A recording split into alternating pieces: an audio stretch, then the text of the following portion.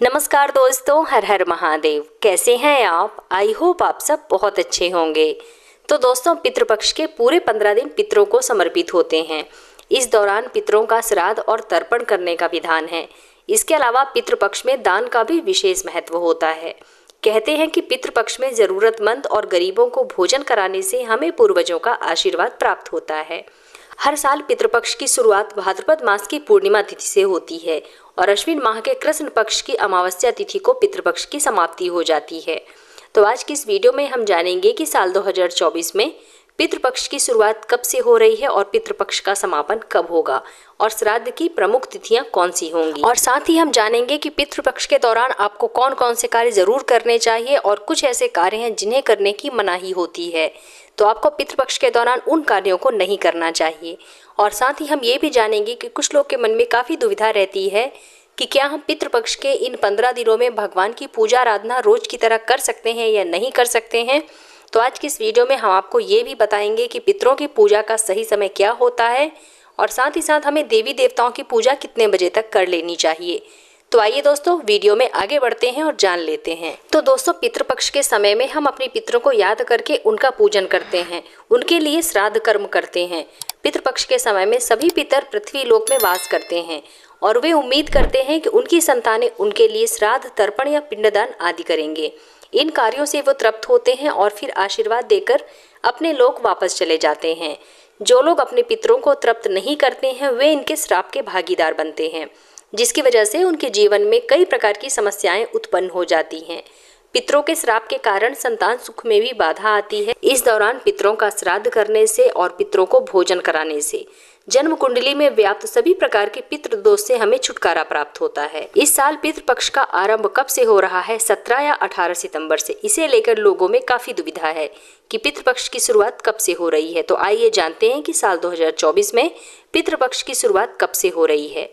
तो दोस्तों, हिंदू पंचांग के अनुसार भाद्रपद माह की पूर्णिमा तिथि का आरंभ 17 सितंबर को सुबह 11:44 से हो रहा है और पूर्णिमा तिथि का समापन 18 सितंबर को सुबह 8:04 पर होगा। पूर्णिमा श्राद्ध 17 सितंबर को किया जाएगा। वहीं प्रतिपदा तिथि की श्राद्ध तिथि 18 सितंबर को पड़ रही है।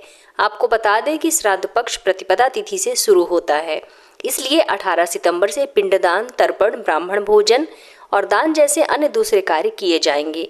ऐसे में पितृपक्ष का आरंभ 18 सितंबर से हो रहा है, जो कि 2 अक्टूबर 2024 तक चलेगा। आइए जानते हैं कि श्राद्ध का शुभ मुहूर्त क्या होगा। हिंदू पंचांग के अनुसार भाद्रपद माह की पूर्णिमा तिथि का आरंभ 17 सितंबर को सुबह 11:44 से होगा। पूर्णिमा तिथि का समापन 18 सितंबर को सुबह 8:04 पर होगा। श्राद्ध संपन्न करने के लिए कुतुब रोहिणी मुहूर्त नक्षत्र अच्छा माना जाता है। कुतुब मुहूर्त 11:51 से लेकर 12:40 तक का है।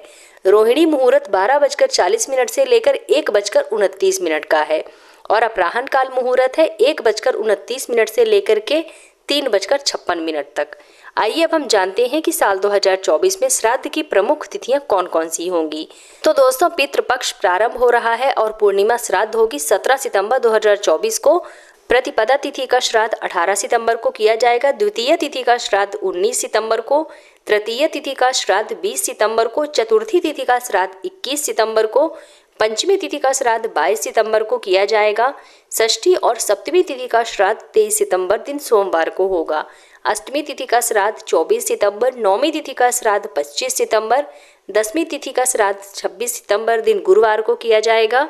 एकादशी तिथि का श्राद्ध 27 सितंबर, द्वादशी तिथि का श्राद्ध 29 सितंबर, त्रयोदशी तिथि का श्राद्ध 30 सितंबर दिन सोमवार को, चतुर्दशी तिथि का श्राद्ध 1 अक्टूबर को। सर्वपितृ अमावस्या और पितृपक्ष की समाप्ति हो रही है 2 अक्टूबर दिन बुधवार को। ये हैं श्राद्ध की महत्वपूर्ण तिथियां। इन तिथियों में आप अपने पूर्वजों का श्राद्ध कर्म कर सकते हैं। पितृपक्ष में ऐसे कई नियम बताए गए हैं जिनका पालन करना पितृपक्ष में बहुत अधिक अनिवार्य होता है। तो आइए जानते हैं कि पितृपक्ष में आपको क्या कार्य करने चाहिए। तो दोस्तों, पितृपक्ष में सबसे पहला काम है अपने पितरों को स्मरण करना। पितृपक्ष में आप अपने पितरों को तर्पण करते हैं तो इसे पूरे पक्ष आपको ब्रह्मचर्य के नियमों का पालन अवश्य करना चाहिए। जब भी आप पितरों को तर्पण करें तो पानी में काला तिल, फूल, दूध, कुश मिलाकर उससे उनका तर्पण जरूर करें। कुश का उपयोग करने से पितृ बहुत जल्दी तृप्त हो जाते हैं। पितृपक्ष में आप प्रत्येक दिन स्नान के समय जल से ही पितरों का तर्पण करें। इससे उनकी आत्माएं तृप्त होती हैं और वो आपको खुशहाली का आशीर्वाद देती हैं। धार्मिक मान्यताओं के अनुसार पितृपक्ष के सभी दिन पितरों के लिए भोजन अवश्य रखें। वह भोजन गाय, कुत्ता, कौवा आदि को आप खिला सकते हैं। ऐसी मान्यता है कि इनके माध्यम से यह भोजन आपके पितरों तक पहुंचता है और वो तृप्त होकर आपको आशीर्वाद प्रदान करते हैं। पितरों के लिए श्राद्ध कर्म सुबह 11:30 बजे से लेकर के दोपहर 2:30 बजे तक संपन्न कर देना चाहिए। श्राद्ध के लिए दोपहर में रोहिणी और कुतुब मुहूर्त को सबसे श्रेष्ठ माना जाता है, तो श्राद्ध कर्म आपको इसी समय में करना चाहिए। पितृपक्ष में पितरों के देव अयरमा को अवश्य ही जल अर्पित करना चाहिए। जब ये प्रसन्न होते हैं तो सभी पितर भी प्रसन्न और तृप्त हो जाते हैं और आपको आशीर्वाद प्रदान करते हैं। आइए अब हम जानते हैं कि पितृपक्ष के दौरान कौन कौन से कार्य करने की मनाही होती है।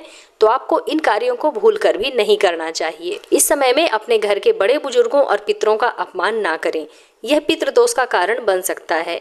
पितृपक्ष में स्नान के समय तेल, उबटन, साबुन आदि का प्रयोग करना वर्जित बताया गया है। कुछ लोग पितृपक्ष में नए वस्त्रों को खरीदते और पहनते हैं, लेकिन आपको पितृपक्ष के 15 दिनों में नए वस्त्रों को खरीदना और नए वस्त्र धारण करने की मनाही होती है।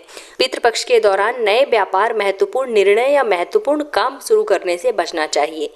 पितृपक्ष के समय को शुभ नहीं माना जाता है, इस कारण नए कार्यों की शुरू करने की मनाही होती है। पितृपक्ष के दौरान शादी, विवाह या फिर अन्य किसी शुभ कार्य करने की मनाही होती है। ये समय इन सब चीजों को करने के लिए सही नहीं होता है। पितृपक्ष के दौरान विवाह, यज्ञ या अन्य बड़े उत्सव जैसे शुभ कार्य आपको नहीं करने चाहिए। पितृपक्ष के दौरान पारिवारिक झगड़े या विवाद से बचकर रहें। शांतिपूर्ण और सौहार्दपूर्ण माहौल अपने घर में बनाए रखना बहुत आवश्यक होता है। पितृपक्ष में विशेष पूजा, तर्पण या अनुष्ठान किए जाते हैं। इन धार्मिक क्रियाओं की अनदेखी करना या उन्हें सही तरीके से ना करना सही नहीं माना जाता है। दोस्तों, कुछ लोगों के मन में ये संशय होता है कि पितृपक्ष के दौरान हमें अपने घर पर पूजा पाठ करने चाहिए या नहीं करने चाहिए।